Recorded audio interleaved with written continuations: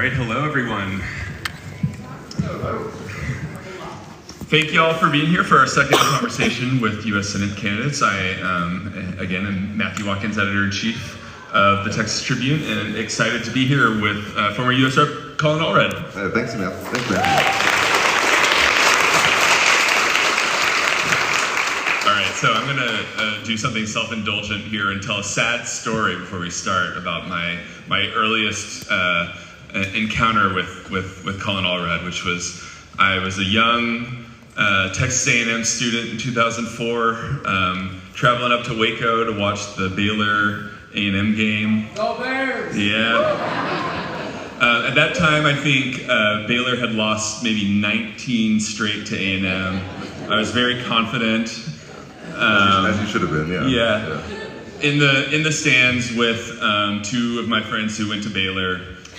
The game is closer than I think it's going to be, but that's okay. I'm very confident. Long story short, Baylor wins in overtime. My two friends then, who are very excited, leave me alone in the stands to go tear down the goalposts and carry the goalposts all the way to the Brazos River and dump it in the river.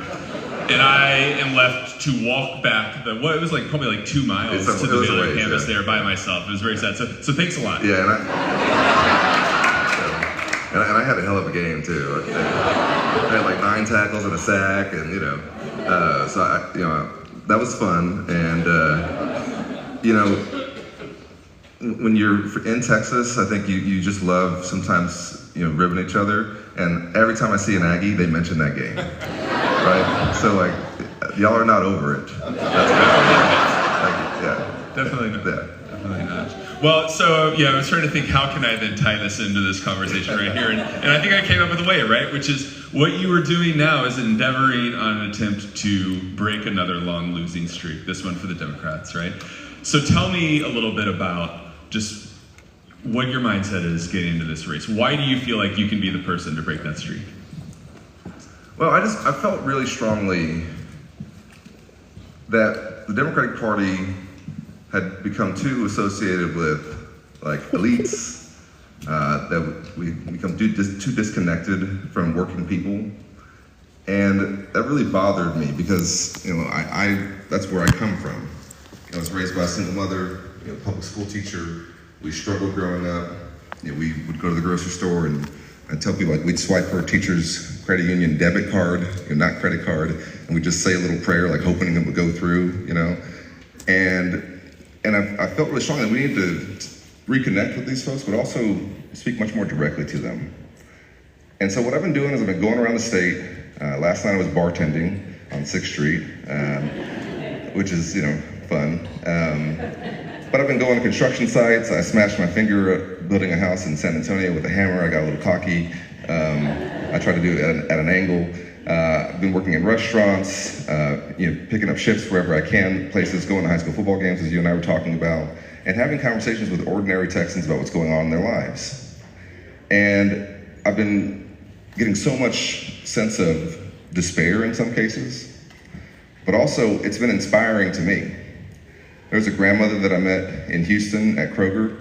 Every day at Kroger, if you buy a cake, there's somebody who's making those cakes and decorating them, right? And she was probably in her 70s, she's an older black woman, and she was piping these roses out of icing. And she would spin a little wooden dowel and she'd make a rose in 5 seconds. And I tried to do it, and it was a disaster. And I was like, so, tell me, what was your day like today? She said, well, I watch my grandson in the morning, I take him to school, I come here, I work, then I go pick him up from school, and I watch him till his mom gets off work. And that's what we do. And I said, well, you think about retiring? And she's like, no, I can't retire. I got to keep going for as long as they need me. She works 6 days a week. And I think about these kind of everyday heroes that we have all around us who every day are waking up, taking their kids to school, going to the job, working 1, maybe 2 jobs. They're doing everything right. They're playing by the rules. And they're watching folks on TV who are openly corrupt, who are openly cutting corners, and who are doing just fine. And they feel like they can't get ahead at all. And that friction, I think, is what we all sense and feel. And I think about these kind of everyday heroes that we have all around us who every day are waking up, taking their kids to school, going to the job, working 1, maybe 2 jobs. They're doing everything right. They're playing by the rules. And they're watching folks on TV who are openly corrupt, who are doing just fine. And they feel like they can't get ahead at all. And that friction, I think, is what we all sense and feel. And I think we also see that showing up in elections where people keep pressing the button for change but not getting it. And so I felt strongly that when I first ran for Congress in 2018, I just served in the Obama administration. I'd never run for office, and I ran in a Republican congressional district that nobody thought I could win because the guy didn't even have an opponent last election. And I felt like I wanted to represent the folks that I'd grown up around, but also that much of what we had done that I thought was working, that we need to maintain it, to repair it. Now I feel quite differently.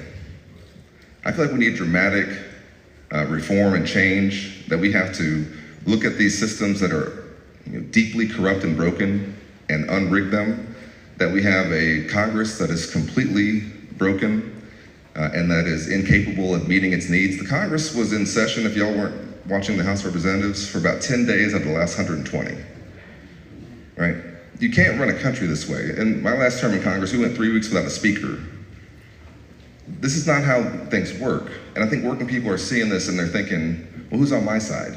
And I think that's what we have to be, well, as a party, but I have to be as a candidate, and to be able to speak directly and authentically to that. So, this is of course your second time to run for Senate. The last one came, and admittedly a pretty tough election cycle for Democrats in Texas. I believe the final vote margin was around 9 percentage points. This was against Ted Cruz. What do you think the difference is? What can be different?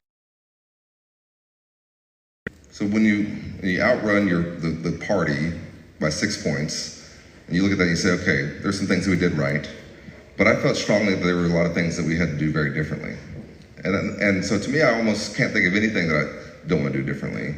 And I'm serious, and I think that we're in a very different time. Joe Biden is not the president of the United States, for one thing, right? But also, there are things happening that I never thought would happen in this country. My family's from Brownsville, which is tip of Texas, where my grandfather was a customs officer. My mom and I were born and raised there, spent a lot of my childhood there. I've been going to Brownsville my whole life, to the Valley.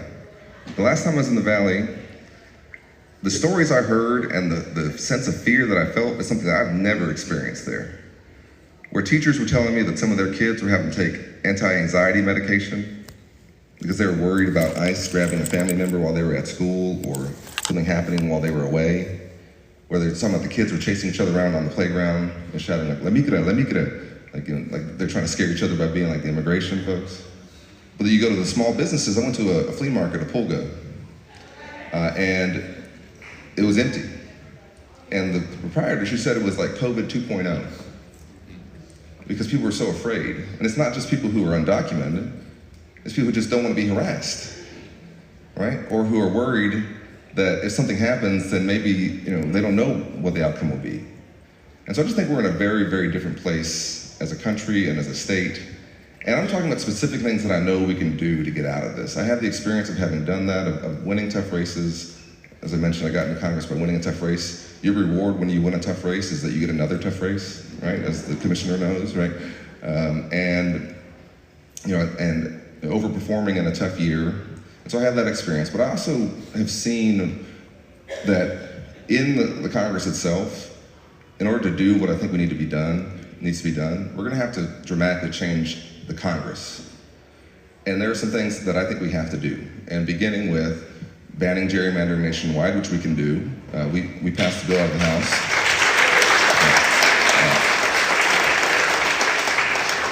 When I was in the House, we passed a bill out of the House to require every state to have a nonpartisan independent commission to draw your districts. We just couldn't get it to the Senate. This is something that is not science fiction. We can actually do this.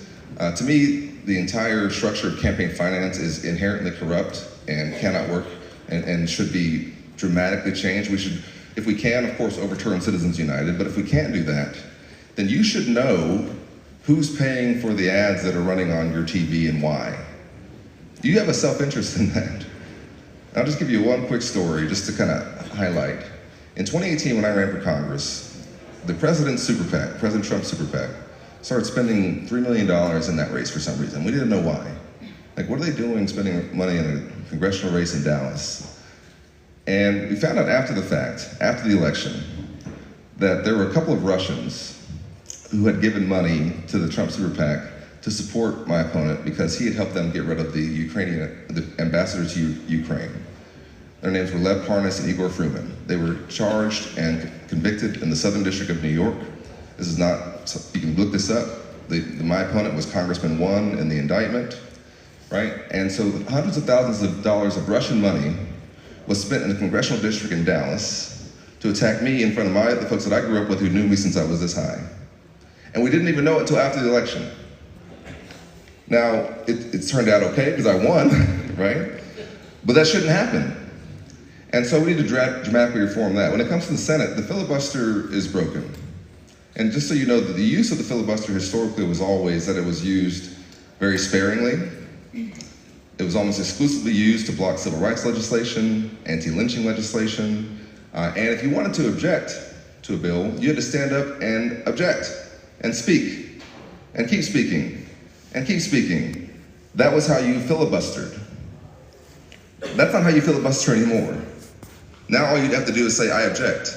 You don't have to say anything else, right? And then it goes to the 60-vote threshold, and that's why part of why you see us having the least productive Congresses in modern American history, these last few Congresses, because they can't get anything done. The filibuster and the combination of gerrymandering and campaign finance has broken it. So we need to fix that so we can do the things that I know need to be done to help lower costs for working people, and I have a lot of ideas on that, but I also know that many of these things will be contingent on getting this in a better place. And the last thing I'll say about it is that if you're worried about an out-of-control executive, which I am, then part of that is made possible because of a dysfunctional Congress. So Article 1 of the Constitution deals with the Congress for a reason. That's where I think the founders wanted our democracy to have its heart. They were rightfully so afraid of executive power. They just left, right, a kingship. And so they're setting up a structure that was intended not to allow too much power to be gathered in one person's hands. But when you have a Congress that doesn't work, if you don't lose it, if you use it, you lose it. So the tariff power is a congressional power. Congress is supposed to set tariffs, not the president. You know why? Probably because the founders thought about that and thought, well, we shouldn't just have a president who can just slap a tariff on a country because they don't like them. Because it doesn't make any sense. Or when you talk about the power to spend appropriated funds, the executive has no role in that except doing what they're told. We pass a law saying you're going to put this much money into this program, do it. That's it. Now they're just saying, no, we're not going to do it anymore. Or even when it comes to the power to make war and end wars, we see we're apparently, gearing up maybe for a conflict with Venezuela. Has the Congress debated this?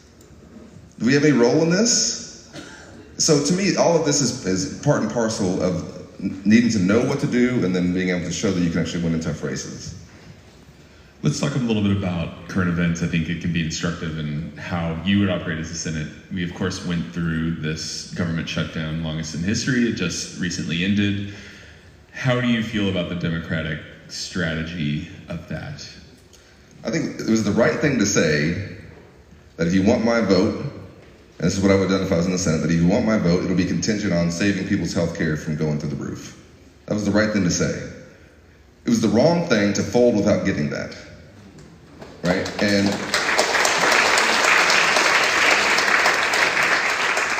understand, there are 4 million Texans on the ACA. They are getting letters and emails right now saying your premiums for this next year are going to go up by 30, 40, 50% because the Congress hasn't acted. And there are real people behind this. There's a small business owner, he owned a coffee shop in San Antonio who I was talking to. And he was one of these really hip guys. I'm not hip, so I like hip guys, And he was like, played music. I never was good at music, And I was talking to him, and you would just think that everything was going his way. He's got this really trendy coffee shop.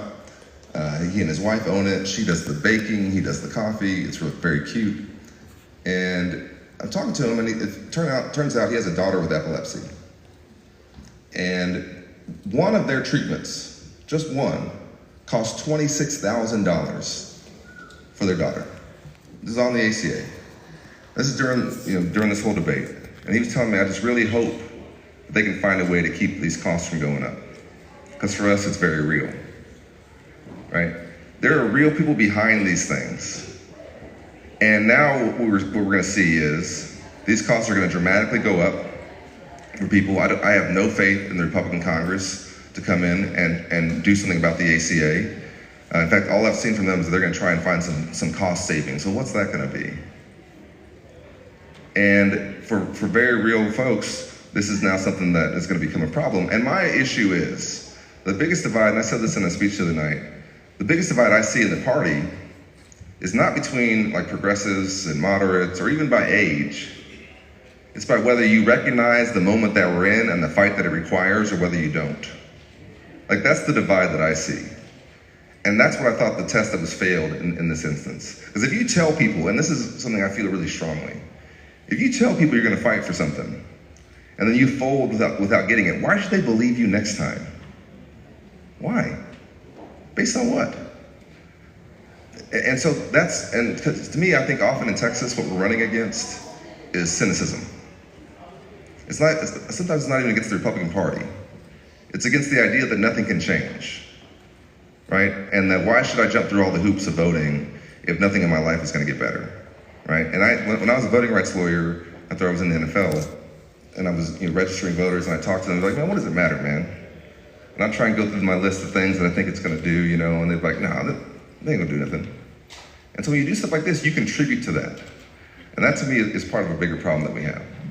It's interesting to hear you say you would want to reform the filibuster, but feel frustrated with the Democrats for caving in this, because wouldn't the filibuster, isn't that what allowed Democrats to be able to do this? I mean, are you not concerned about taking away that tool in the future? So this is the original argument, right? Which is, well, what should we do about the filibuster if it's not in our favor? Well, in 2021, had the filibuster been reformed, we likely would have passed the John Lewis Voting Rights Act, right? Which would have, as I said, banned gerrymandering, would have made big reforms to campaign finance, would have set national standards for early voting, vote by mail, voter registration.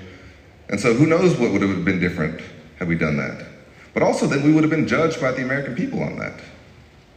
And I think that what I saw when I was in Congress is there's a number of folks who come there who are not there to pass legislation. They're there to throw rocks and to put sand in the gears. They don't want to do anything unless it's for a special interest.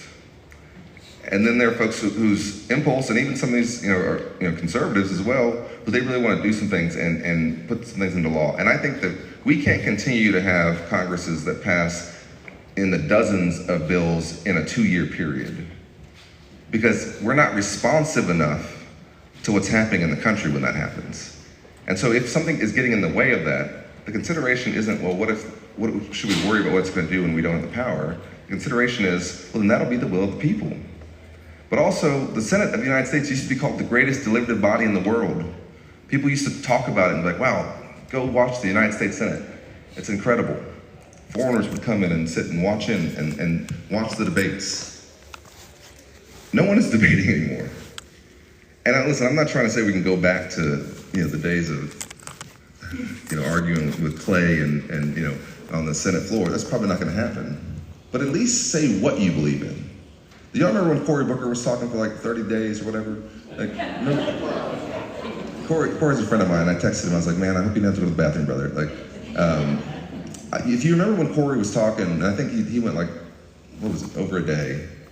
It probably generated some discussion in communities around the country. Like, what's Cory talking about? What's he saying? People started tuning in.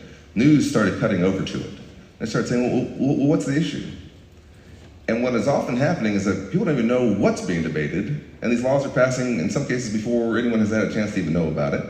And that's all due to a dysfunctional system, right? And so to me, that's my concern, is fixing that. And it's not a partisan concern. I'm not saying this will only help Democrats. It wouldn't. It's obviously partisan neutral. But I do think it would make the Congress much more efficient and responsive to the moment.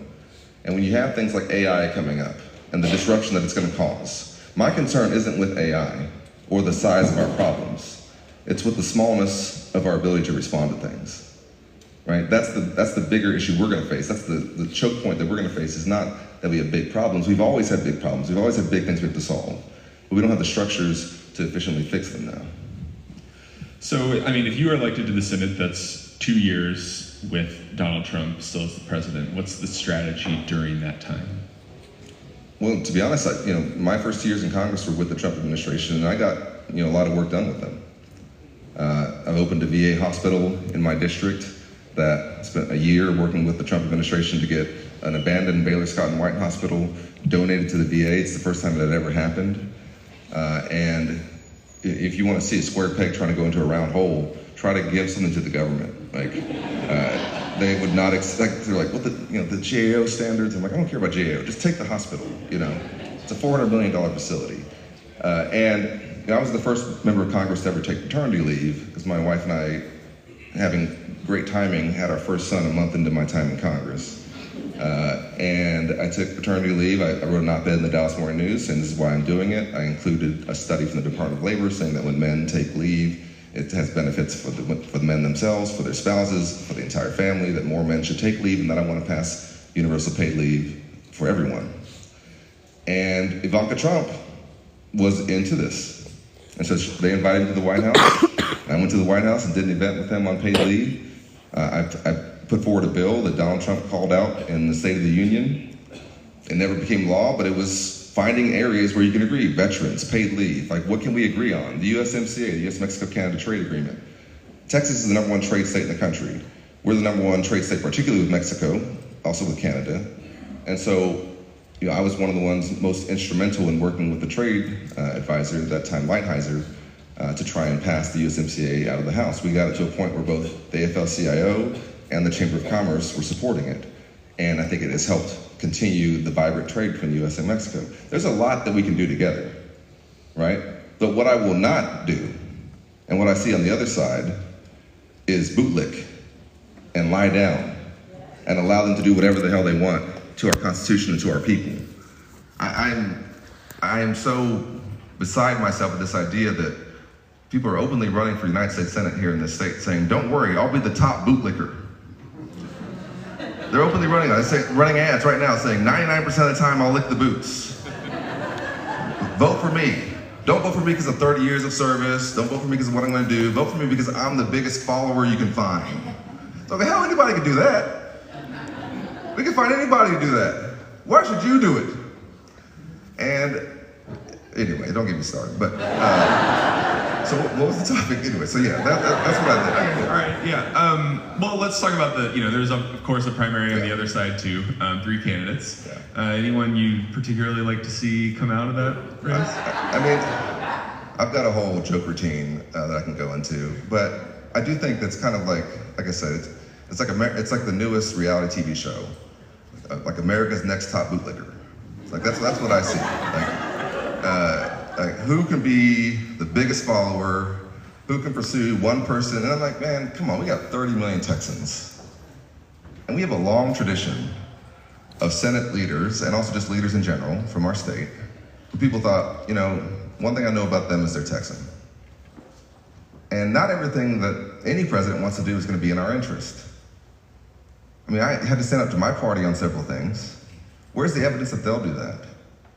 And so I see that and I think, they're not going to address what's going on with working people. I was at a barbershop in Dallas, a black barbershop in South Dallas 2 days ago.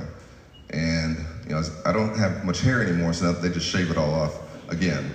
And I'm talking to the guy who owns the barbershop, and he's got, son, I've got 2 sons, we're talking about our kids.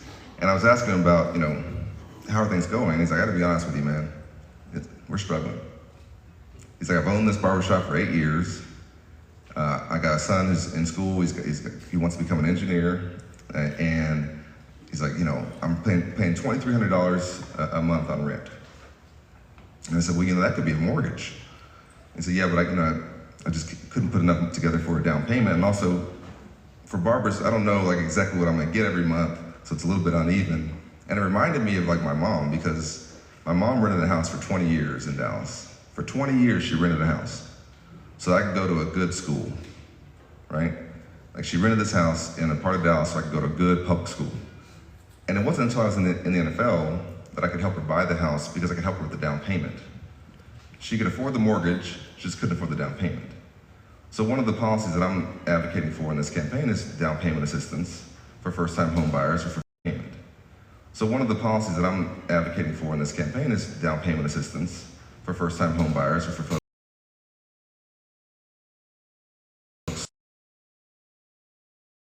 right? We can just get past that hurdle. And when I think about all that, I'm thinking, if you're only concerned with trying to appeal to one person, you're not even thinking about these people. And listen, I recognize that, the history here, but I honestly believe that so many people are out there hoping that somebody sees them, hoping that somebody knows that they're working their tail off, and that if we can just get a little shift in priority, that they feel like they can get ahead. And I want to do that shift, right? So that's my pitch to folks. I'm not promising them everything, and to be honest, if you tell working people you're going to give them everything for free, they don't believe you. They're like, well, what's the catch, right? But if you tell them, I think we can do this, they'll just give you a chance to get into a house, you can start building equity, start building wealth, and you can start putting something away for your son. Now they're thinking, okay, now we can go with that, right? So when I see that side, I'm like, where's the policy debate? Where's the discussion of what we're going to do? Where's the ideas that you're going to put forward, other than just being a follower? And if you don't have that, then, like I said, we can find anybody to do that. All right, there's of course also a primary on your side you'd have to get through in order to get the general election. It was reported earlier this summer that a group of prominent Democrats, including yourself, James Tallarico, Beto O'Rourke, Joaquin Castro, met to talk about strategy, making sure that we don't have a too crowded race in the Senate and no other prominent candidates in some of the other very important offices. And then, we have two of those people who don't appear to be running for anything and two of those people running for Senate. Is that a problem? I mean, why do we need this competition if you're a Democrat in the Senate race when there's all these other offices up there as well? What's the line? I don't belong to an organized party. No, I'm just joking. No, but listen, what I've always thought is that we have a lot of talent in the state that doesn't have a whole lot of places to go sometimes. And that people will feel like they should, run for what they can run for, right? And that's okay. And, I had a 7-person primary when I ran for Congress in 2018, a primary last time I ran. Almost every time I've run for something, there's been a primary.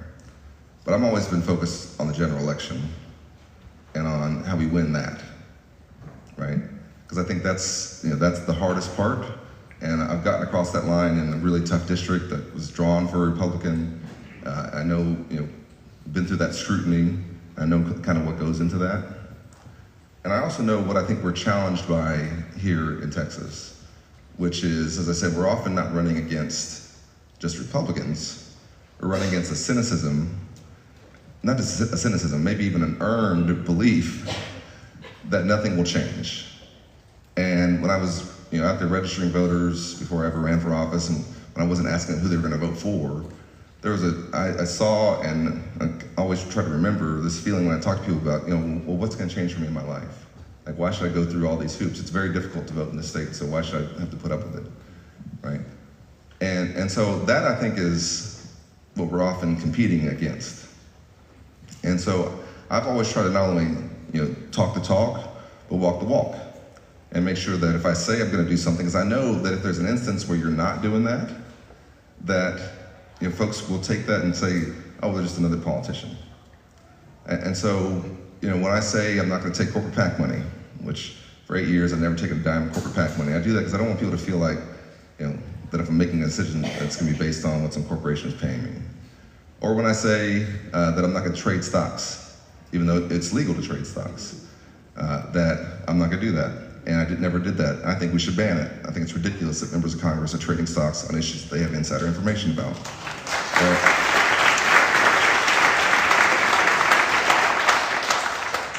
And so, listen, I like James, but when I see him say that he's running against billionaires, but then when nobody was looking, his top donor was Miriam Adelson, the biggest donor to Donald Trump and the biggest billionaire out there, I think that contributes to the cynicism that folks might experience. And so that concerns me. And so what I think we have to be focused on is the general election in this primary, and what can we do to make sure that we combat not only the scrutiny that the Republicans are going to put on you, and the glaring light they're going to put on you, but also the cynicism and the feeling that nothing can change, and that you're not just another person, bringing just some more nonsense. When I speak to people about my story, I'm not telling them that because I want them to feel badly for me or to feel like I've done so much. I want them to tell them that because I've experienced what they've experienced. That I know that we grew up struggling, so I know what they're dealing with, and that I'm coming at this from an authenticity standpoint. And so we got to figure things out, of course, in the course of the primary, and we will. But the ultimate goal is to make sure that we don't have a comic book villain like Ken Paxton or the biggest bootlicker in the world like John Cornyn representing us in the Senate. Right? There's, of course, a potential talked about third candidate in this race, Jasmine Crockett. What advice would you give to her as she considers whether or not to jump in? So when I was in the NFL, I was on the bubble every year. So I was like an undrafted free agent. I had to work my way into the league. And then every year, it was like, they're gonna draft somebody, they're gonna sign somebody, and every training camp, it was like, okay, you're gonna make the team, you can make the team. And reporters would ask me all the time, how do you feel about making the team? And I'd be like, I feel like I had a good practice.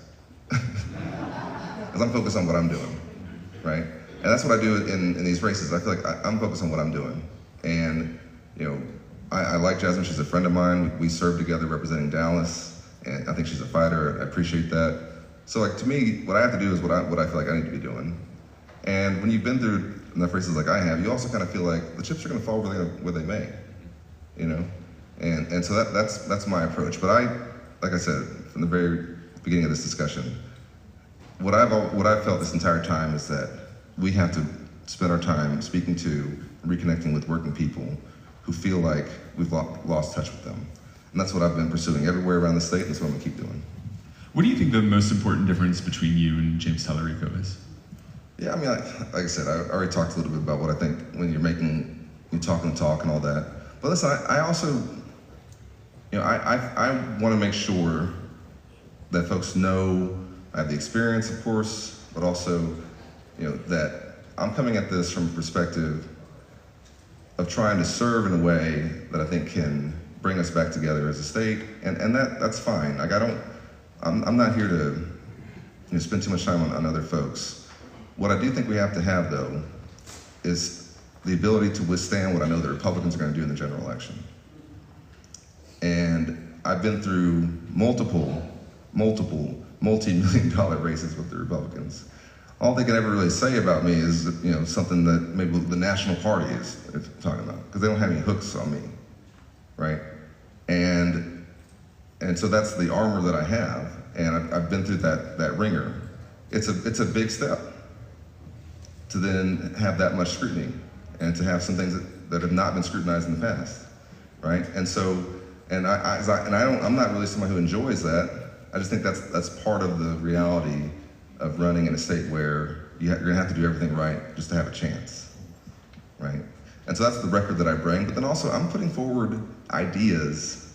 I put out an anti-corruption plan with a whole bunch of planks on what we can do to root out corruption in our government and to make it work better. I put forward an affordability plan for all things we can do to lower folks' costs. I talked about down payment assistance, but in there I have child care, health care, higher education, talking about the things that I know folks are worried about when it comes to their costs. And this is all like legislation that I've either worked on or that I know exists and that we can pass. It's not pie in the sky stuff, it's stuff we can actually do. I have the experience of having done that, and I know what I'll do on day one in the Senate.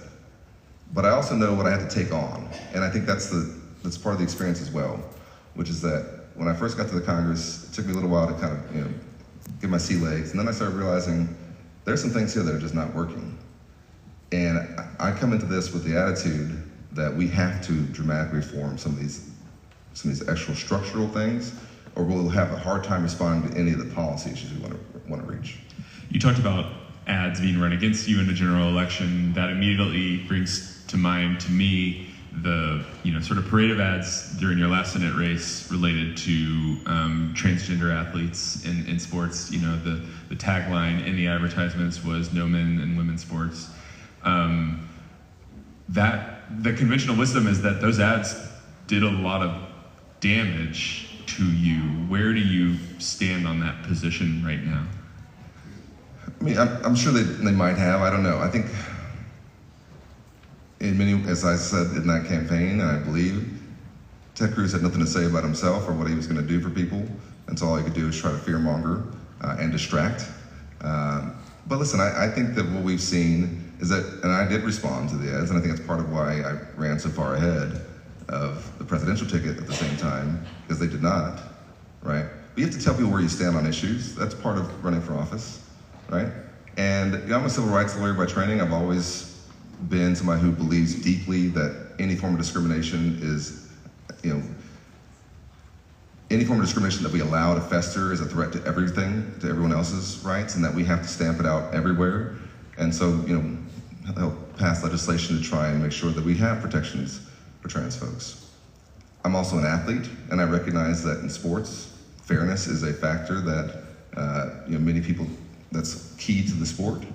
But what I've always thought is that you want fairness and the idea of who's regulating a sport to be done by the people who care about the sport, not the ones who are trying to score political points, right? You want like the administrative body that's administering that sport, making those decisions. So you see the IOC taking some steps and the NCAA taking some steps. That's a much more responsible body to do it than the Congress, which in many cases you might see that they're just trying to maybe use a wedge issue. But it also does, I think, come back to a broader issue that we have to have, which is that we need to be talking directly to people so that when these things come, that they know me, they know us, they know what my heart is and what I'm gonna do in that office. And that's why I've been so, you know, glad to have the time not being in Congress, to spend so much time, you know, in communities, talking to working people, so that when some of these things come up, they say, oh, I know Colin. I know how he's gonna approach these things, right? Because whatever the next issue may be, I think having that level of trust built up is important, and I've built that trust. Everywhere I go around the state, working people will stop me and talk to me about my family, about my kids. They know my story, and they know that I care about them. And that, I think, is the strength that I'm, you know, bring to this. But I think it also helps dealing with, you know, whatever the issue might be. And I'm sure they'll try and find something new, but having that authenticity of saying, you know, this is what I know he stands for is really important as well.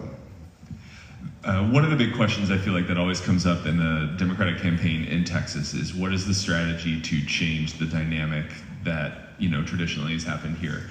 One strategy possibly being reaching out to moderates, stepping away from some of the more controversial opinions in Texas that are tied to the Democratic Party, such as related to guns or you know, defunding the police or some of these issues. The other one, you know, get the base fired up, right? There's young people who maybe are disillusioned and can be brought into the tent, and if you get them to turn out, particularly in a year where, you know, often the president in power does worse in midterm elections, which strategy do you think is the winner for Texans here? Well, both. And I want to say, because I've been, you know, thinking this a lot, who is the base of the Democratic Party? Like, to me, it's working class folks. It's people who are working hard, who, like I said, working one or two jobs, and who are wondering whether or not anybody sees them. And that's why it's been so harmful that, you know, Donald Trump did better among those voters than previous Republicans had done. But it wasn't just that he did better among them, it's that many didn't vote. And I recognize that too.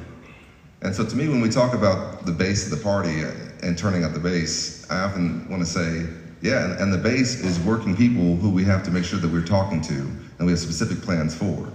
If you're a young person who's, you know, looking for inspiration, I also think we need to speak to them, don't get me wrong.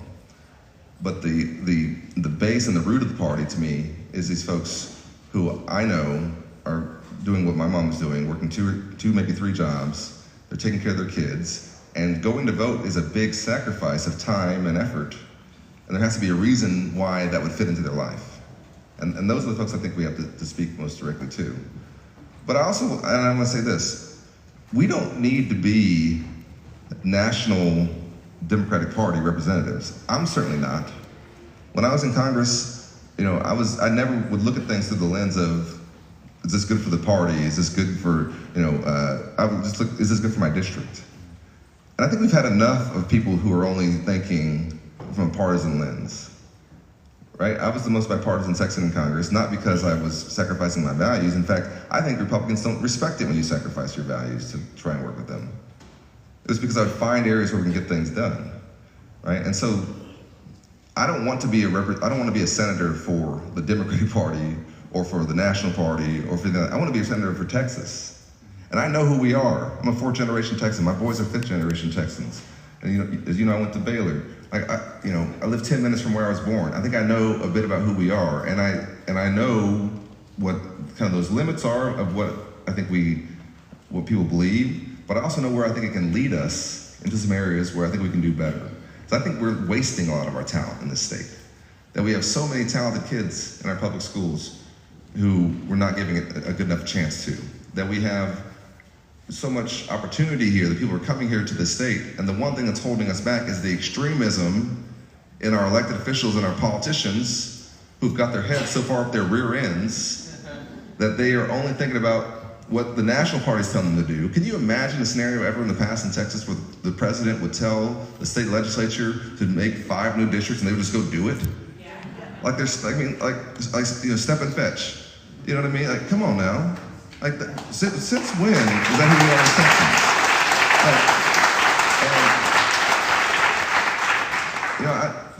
Some people say, I live by the wish creed. Like, I wish somebody would, call me up, and say, okay, you have to do this. No, I'm not doing it unless it's good for my state. And that's the exact approach that I'll take in office, and I've taken that approach in office. So I do think it's both. And I think part of it is that, like I said, to me, the biggest divide in the party, I don't think is ideological. I think it's, do you understand what's happening in this moment? And I certainly do. Okay, we are nearing the point where we were going to go to audience questions. You'll see the 2 microphones in the aisles. But first, I'm going to try to do something. We did this with Talarico too, calling it Policy Lightning Round. A few policy questions. You see there's a lot of people wanting to ask questions, so if we can get through these quick, let's do it. 2028, you are, or I guess 2029, you were sworn in as... 2027, you were sworn in as a senator. Are you voting for Chuck Schumer as the leader of your party in the Senate? Yeah, we'll see. All right, we'll see. You have to choose one to advocate for as a Democratic Party in the next Congress. Medicare for all, public option, or focus on shoring up Obamacare? I've always been public option. Public option, all right. Legalize marijuana, thumbs up or down? Legalize. All right, mandatory assault rifle buyback program? No. Should the U.S. repeal Section 1325, which criminalizes illegal border crossings?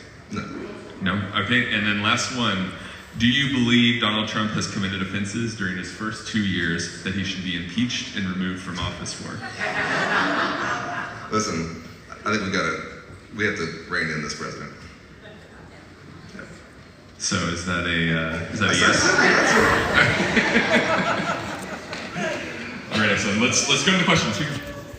My name is Karen Gillis. I am a moderate, and I voted for you because you make sense and you talk sense. So one of the issues that I don't see Democrats stepping up to is immigration. Okay? For years, decades, we have kicked the can, both sides, down the road.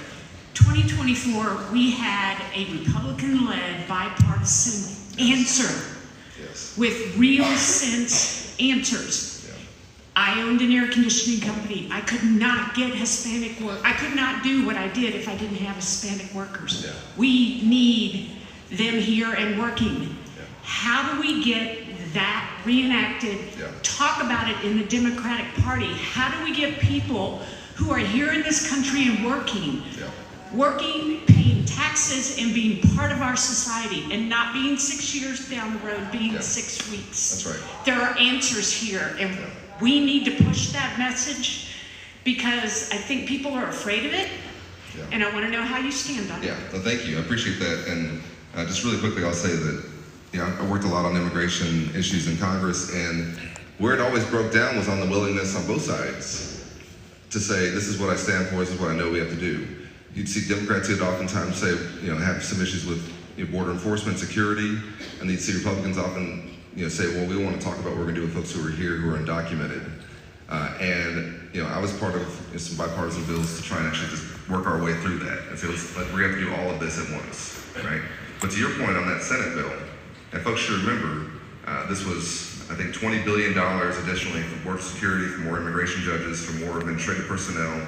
It was going to change the standard on some of the asylum stuff that was going on, and it would have helped fix the issue that we were dealing with, right? But it also, it was limited in scope. It did not address folks who were here who were undocumented, did not address dreamers, right? And so we want to do that as well. And one thing that I have come to believe is that I think we should have a comprehensive reform.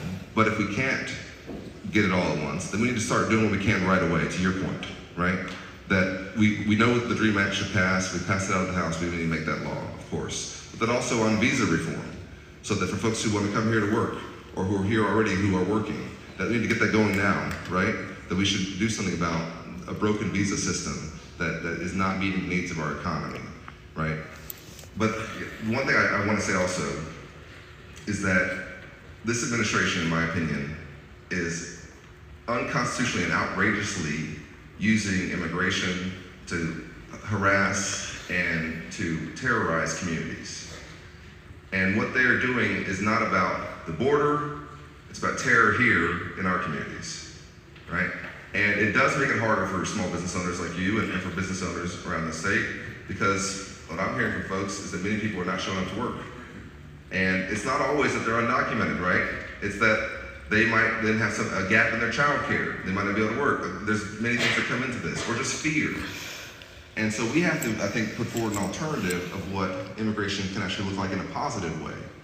And we have so much, I think, that we can do. We should be telling people, if you're here on a student visa and you graduate at one of our schools, as you know, it's been said before, we'll staple a green card to your diploma, right?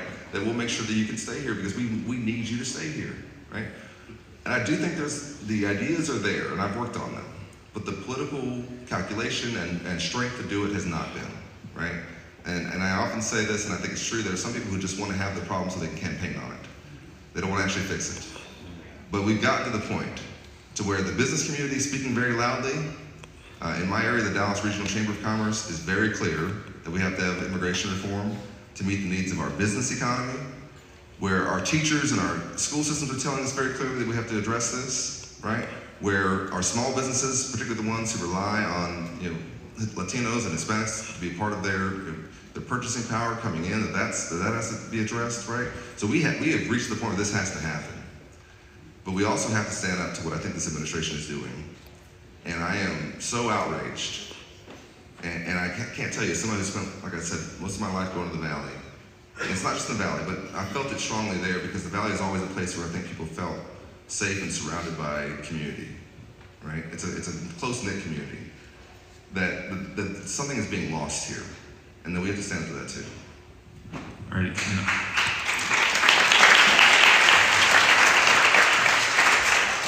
I got so excited by lightning round, I forgot to include my disclaimer, right? Which is we've got a good number of people waiting, so let's aim to keep questions quick and with a question mark at the end. And go ahead, Mark.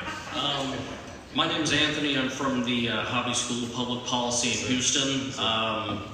I wanted to ask this question also to James, but I've asked a lot of questions already so far at TribFest, so I let other people.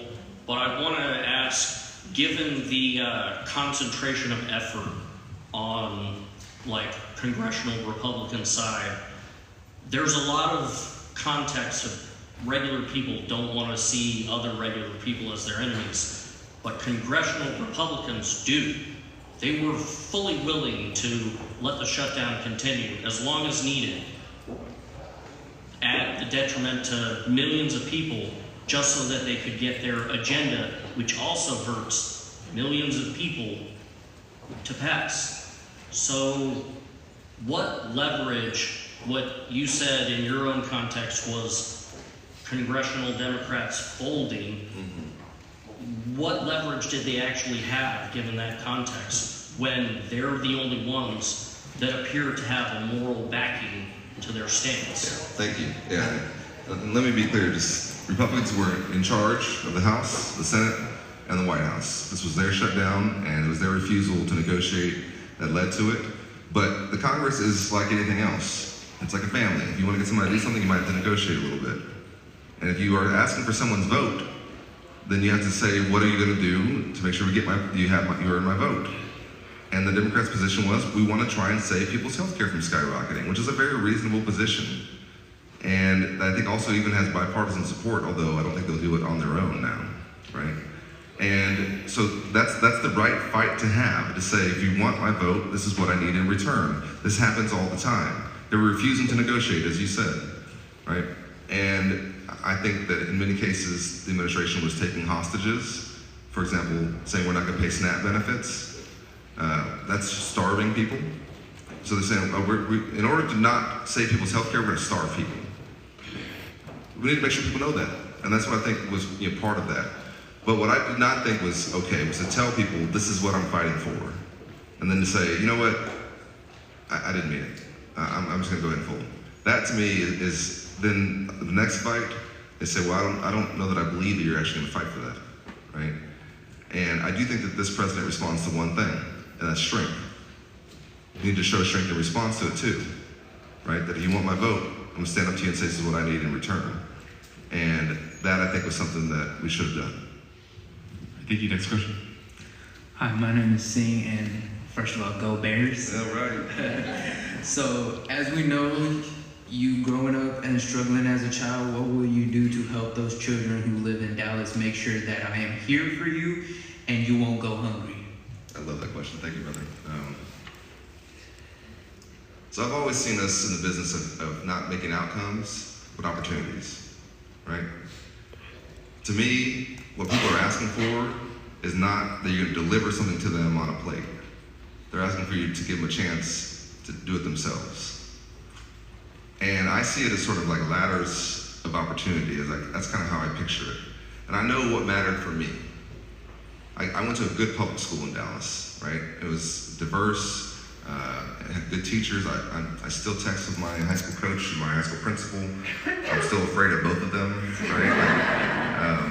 I had a YMCA that I went to that I'm not joking. I went there so much they just were like, okay, Colin, you can come for free, right?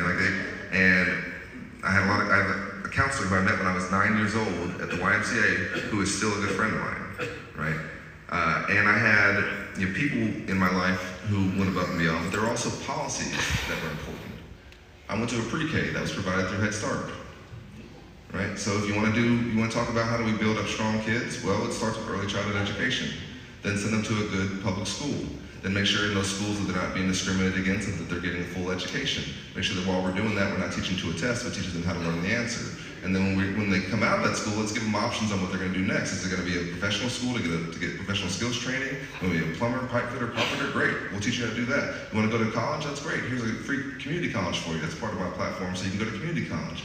You want to go to the 4-year degree school? Okay, well that's good. Let's make sure you don't graduate with a mountain of debt. And if you do go into an area where we really need you to, like nursing, teaching, some of these areas that we have shortages, then we'll actually pay for that schooling for you, right? And if you do some things in the public after you're done with your school, then we'll forgive the debt that you did incur. And we're gonna make sure this whole time that you're being treated fairly and that everything you do is made based on the merit of what you're doing and not what you look like, how you pray, or how you live. You know?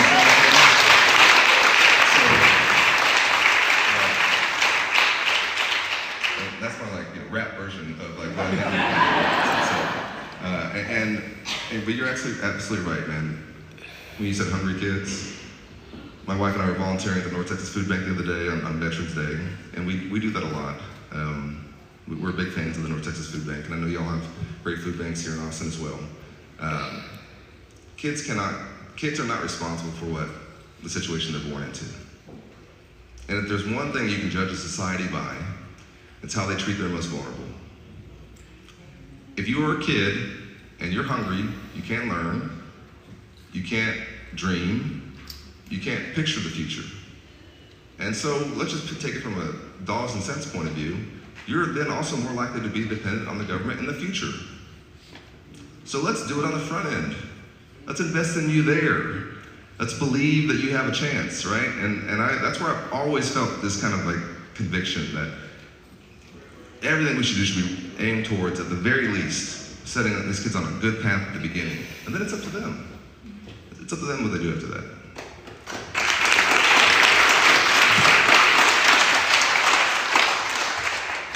Hi, Colin. Hey. I just have a competitive primary. I think it's something we really deserve. And in that spirit of competition, you did mention James Talarico taking money from Adelson's casino PAC back in 2024 in the state house race. And I want to give you an opportunity to speak to critics about the $600,000 in Israel lobbying money that you've taken, such as AIPAC. Yeah, I find that to be kind of interesting because you're lumping in J Street, which is a progressive organization dedicated to a two-state solution, opposed to much of what Netanyahu does, with AIPAC, which has some other views. And I don't think that's a fair thing to do, to be fair with you, right? Those are groups that are almost, you talk to them, in contention with one another, right? And 90% of what you just said is from J Street, right? So that's a little misleading, let's be fair. But also, I'm somebody who, when I make a commitment, I make that commitment. I made a commitment not to take corporate PAC money, I don't take corporate PAC money. But when it comes to the positions I take them and then let other people decide if they want to support me or not. And this is the one thing I do feel strongly about campaign finance and why I believe we should have public financing of campaigns, is that I want to make decisions and then have people say, okay, whether I want to do decisions that I think are best for us and for the people I represent, for our country, for our state, and then that's not then determinative of a donation from anybody. And the one thing that anyone knew if they came to my congressional office that would get them kicked out right away is that they came in and said, if you do this, I think you'll get a lot of support, a lot of financial support. Like, well, you gotta go now. Because I don't have any patience for that. Everything I've done when it comes to the U.S.-Israel relationship is based on what I think is best for us, for our alliance with Israel, but also for the region. Right? I was on the Foreign Affairs Committee. I've met with Netanyahu 3 times in person. I've told him to his face I disagree with what he's doing. Right?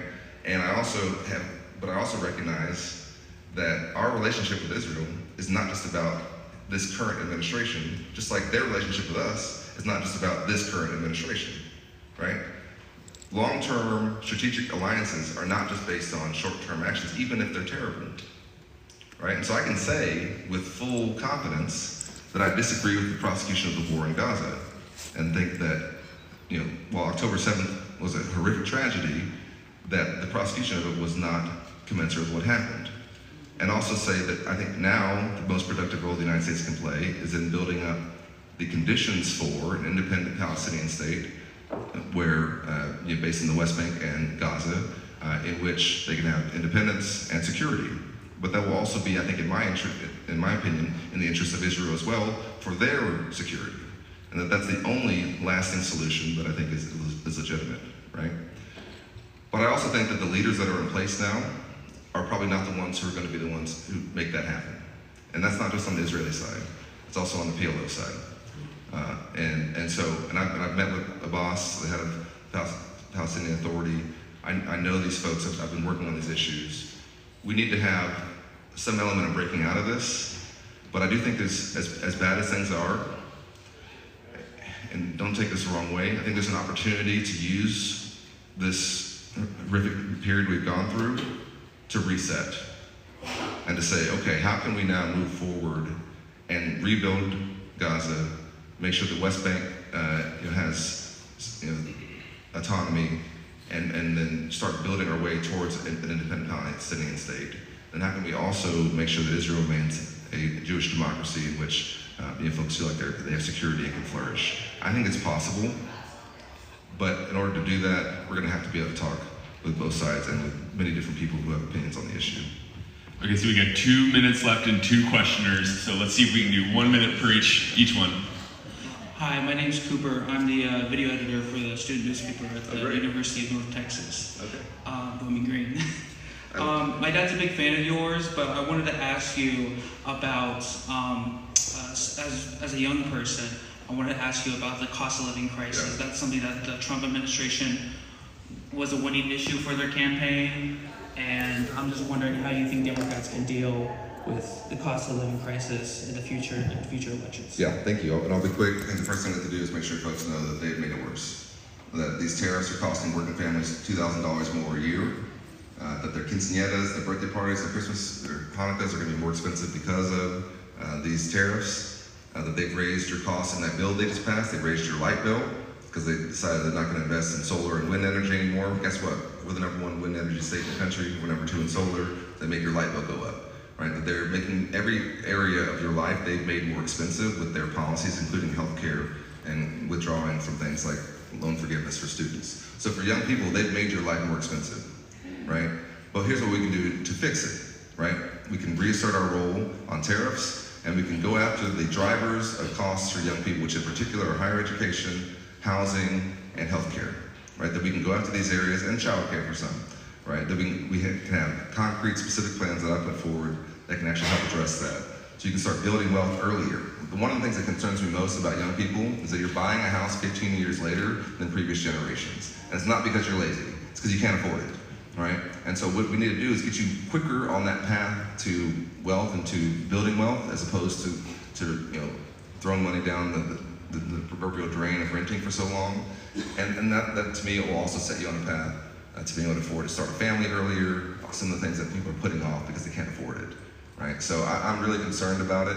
And you know, I had professors in law school who worked their way through law school by flipping burgers. It was like $60,000 a year when I was going there for tuition. That's outrageous, right? We have to address this and make sure that the areas of our economy that we need you to go into, that if you go into those areas, that we incentivize it for you by making it affordable, and these are all things that I think we can do. Yeah, one more. Yeah. I'm on my tiptoes here, but hi, my name is Maya. I'm also really excited for the Epstein files to be released, just saying. Okay, so as a person who's only ever lived in blue states before I moved here, I've never had to worry about my reproductive rights, and I'm turning 30 next year and would like to consider starting a family. So how do you plan to address just safe access to healthcare for women who want to start families? Or yeah. You said Maya? Is that... Yes. Okay, thank you, Maya. So Allie and I have had 2 boys in Dallas in the last 6 years, so we're not that far out from this. And I'll tell you, you know, since I didn't know my father, I went to every appointment, you know, every ultrasound, and you just hold your breath the whole time. The whole time. And when they're squirting that little jelly on my wife's belly and doing the thing, and all you want to hear is everything looks good.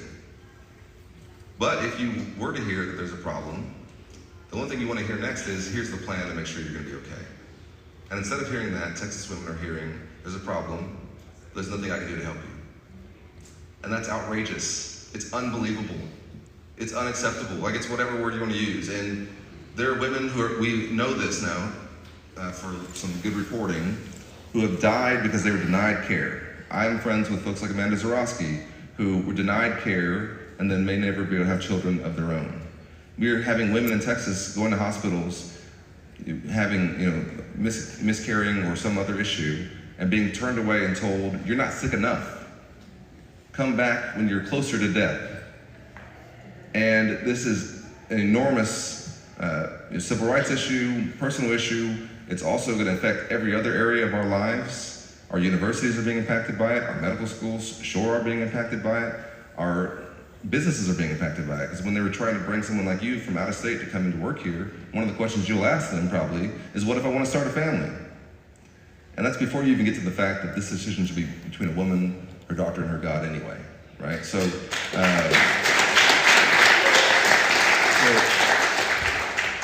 you know, I voted to make Roe v. Wade the law of the land again. Again, we couldn't get it to the Senate. We have to do that.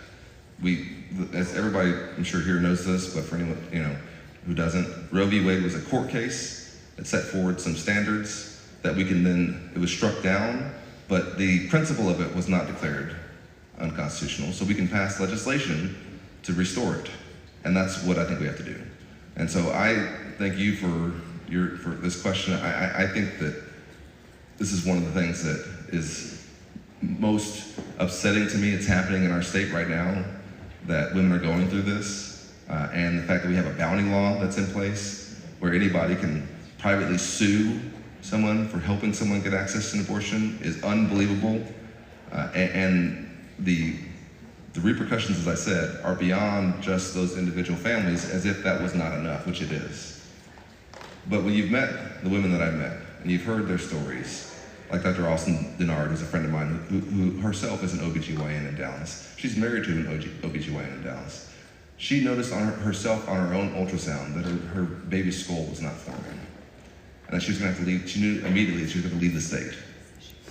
And because she has resources, she was able to do that. But I've also met women who did not have that ability, and so who then were forced to carry to term a pregnancy that was never viable. And in one case, she had to watch her daughter gasp for air right in front of her, which makes me emotional because I'm thinking about when my boys were born and how I felt. To think that you were forced to go through that is incredibly upsetting. And so this is wrong. We have to change it, and we can. And I really appreciate you asking about it. Thank you for being here.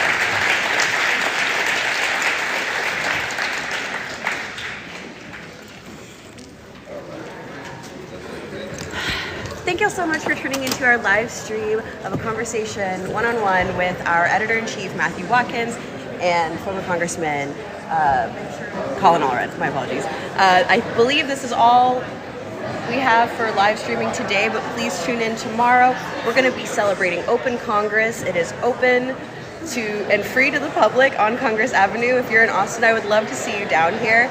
I will be live streaming, I believe, a conversation with Beto O'Rourke and also our cool photo walk that we'll have coming up to display some really awesome photography. So please come on down if you're here. Stay tuned. Please give us a like, follow, share. We appreciate you so much. Thank you.